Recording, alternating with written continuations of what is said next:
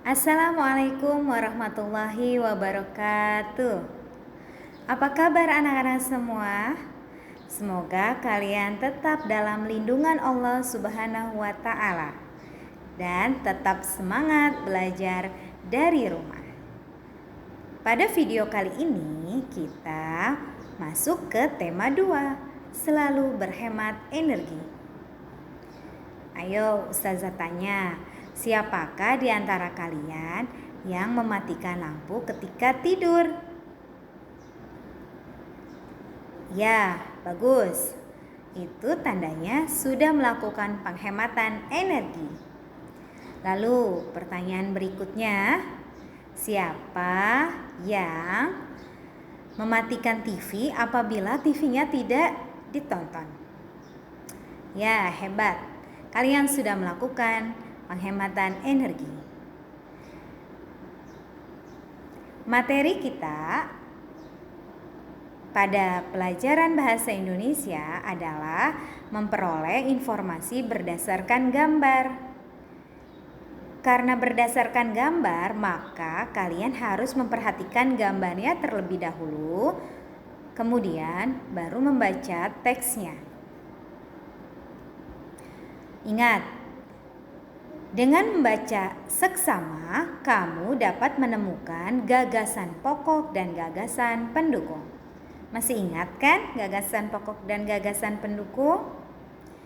Dengan cara seperti apa? Yaitu dengan membaca memindai. Membaca memindai adalah suatu teknik membaca untuk menemukan informasi dari bacaan secara tepat. Bagaimana caranya? Caranya adalah menyapu kata demi kata dan halaman demi halaman secara merata. Artinya menyapu di sini adalah membaca dengan seksama kata per kata, halaman per halaman, dengan penuh kehati-hatian. Catatan, tujuan membaca memindai adalah agar kamu dapat menemukan informasinya dengan cepat. Informasi bisa diperoleh dari berbagai sumber, salah satunya dari teks visual atau teks bergambar. Dalam teksnya ada gambarnya. Informasi tersebut dapat diceritakan kembali dengan cara menjelaskan setiap bagian yang ada pada gambar secara mendetail. Ayo perhatikan gambar ini. Ada seorang anak yang sedang belajar menggunakan lampu belajar di sebuah ruang kamar. Apa yang dapat diceritakan dari gambar tersebut? Siapa yang bisa?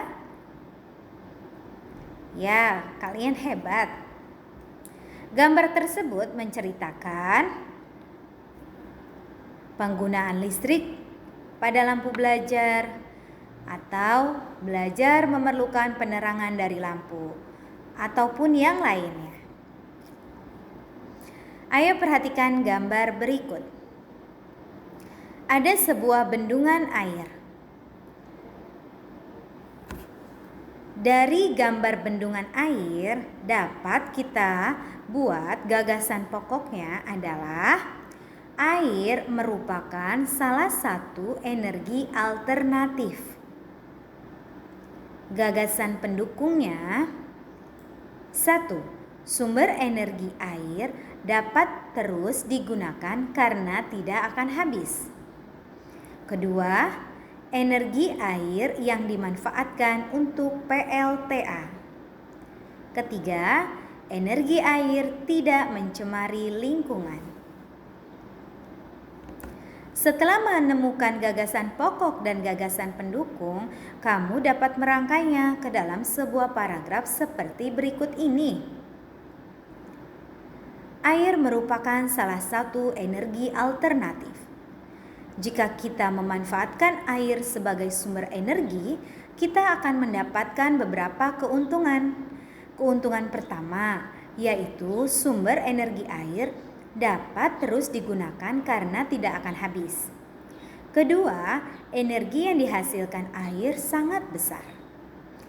Contohnya, energi air yang dimanfaatkan untuk membangkitkan energi listrik di PLTA.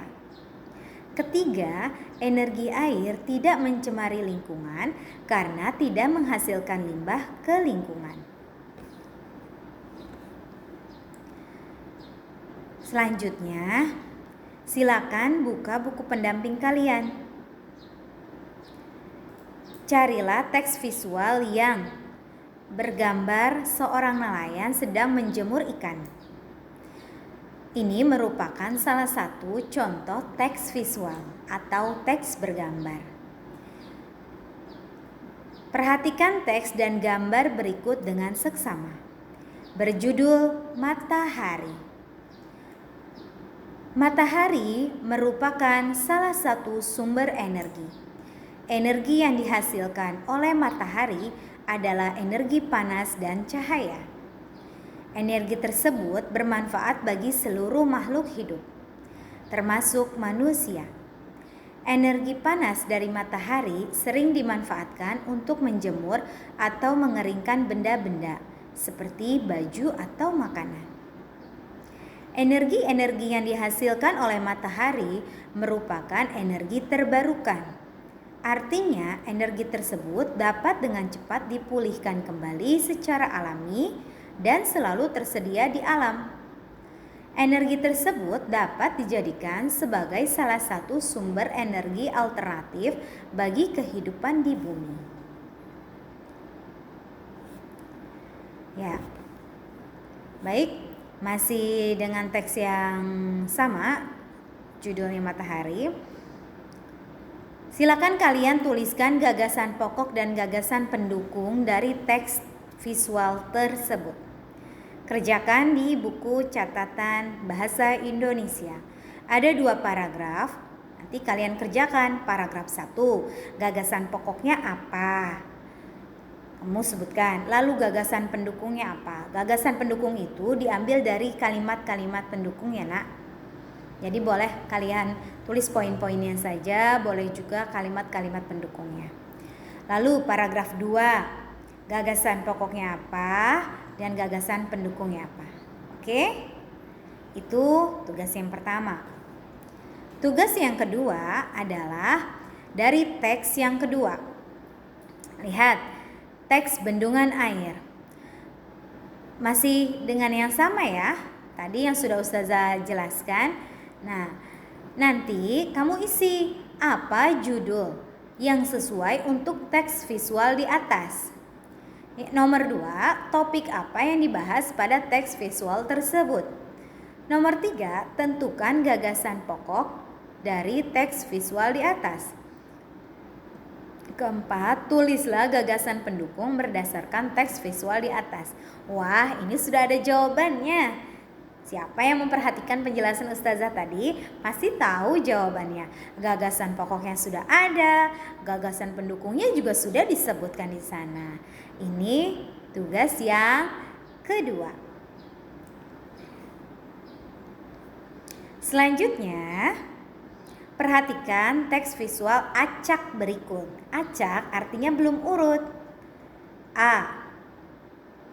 Untuk dapat memanfaatkannya, minyak bumi biasanya diolah terlebih dahulu menjadi bensin, solar, ataupun minyak tanah. B.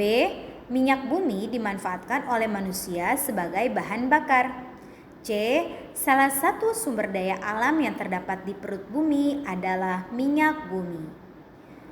Tugasmu adalah yang pertama, susunlah kalimat acak di atas menjadi teks visual yang padu, yang bagus sehingga menjadi satu paragraf yang indah. Nomor 2, apa yang diceritakan pada teks visual di atas? Nomor 3, tentukan gagasan pokok dari teks visual di atas. Yang keempat, tentukan gagasan pendukung dari teks visual tersebut. Oke, sudah paham semua? Jadi ada 3 tugas. Ada 3 teks visual yang harus kamu analisa. Tugas-tugasnya sudah ada tertera di video ini. Oke, anak-anak semua tetap semangat ya. Baik, 1 jam ke depan silakan kalian kerjakan. Tugas kalian tidak usah dikirimkan, itu hanya untuk latihan. Nanti pada pertemuan berikutnya akan ada tesnya. Terima kasih, kurang lebihnya Ustazah mohon maaf. Wassalamualaikum warahmatullahi wabarakatuh. Dah.